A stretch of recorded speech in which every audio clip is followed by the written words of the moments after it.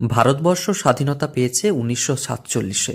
তবে আজ থেকে প্রায় 100 বছর আগে কেমন কয়েন ব্যবহার করত ভারতীয়রা, কেমন কয়েন ব্যবহার করেছিল ইংরেজরা, আপনি কোনোদিন প্রত্যক্ষ করেছেন?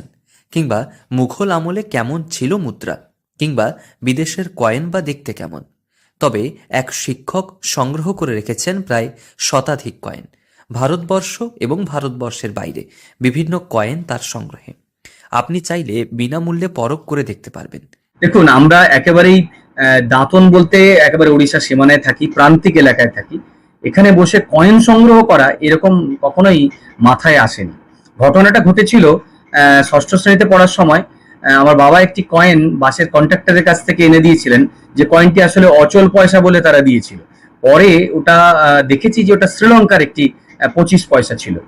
তো আমার শখটা সেখান থেকে জাগে যে যে কয়েন টাকা প্রতিনিয়ত দেখছি, এই কয়েনটা ঠিক তার উল্টো, এবং একটা নেশা জাগে যে সেই কয়েনটিকে সংরক্ষণ করব, রাখবো। পরবর্তীকালে আমার বন্ধু বান্ধব, তাদের বাবা মা, আমার শিক্ষক শিক্ষয়িত্রীরা বিশেষ করে, তাদের মাধ্যমে বিভিন্ন ভাবে আমি কয়েন সংগ্রহ করা শিখেছি, এবং তার পরবর্তীকালে বিদেশে অনেক বন্ধু হওয়ার জন্য তাদেরকে চিঠি চাপাটি করে আমি আমাদের ভারতীয় কয়েন দিয়েছি, এবং কিন্তু বিদেশি কয়েন লাভ করতে পেরেছি। শিক্ষকের বাড়িতে গিয়ে তার সংগ্রহে থাকা বিভিন্ন ধরনের কয়েন দেখে অভিভূত হবে। প্রত্যেকেরই এক এক ধরনের শখ থাকে। ছোট থেকেই দেশ বিদেশের কয়েন সংগ্রহের নেশা শিক্ষক সন্তু জানার। একাধিক দেশে ব্যবহৃত নানান মুদ্রা রয়েছে তার সংগ্রহে। পশ্চিম মেদিনীপুরের বাংলা ওড়িশা সীমান্ত এলাকা দাঁতনের বাসিন্দা সন্তু জানা পেশায় শিক্ষক হলেও তার নেশা ইতিহাস উদ্ঘাটন এবং ইতিহাস সংরক্ষণ। তবে ছোট থেকেই কয়েন সংগ্রহের নেশা তার। ছোটবেলায় কখনো বাবার কাছে কিংবা অন্যদের কাছে থাকা কয়েন সংগ্রহ করে রাখতেন। তবে পরবর্তীতে সেই আবদারকে শখে পরিণত করেছেন তিনি।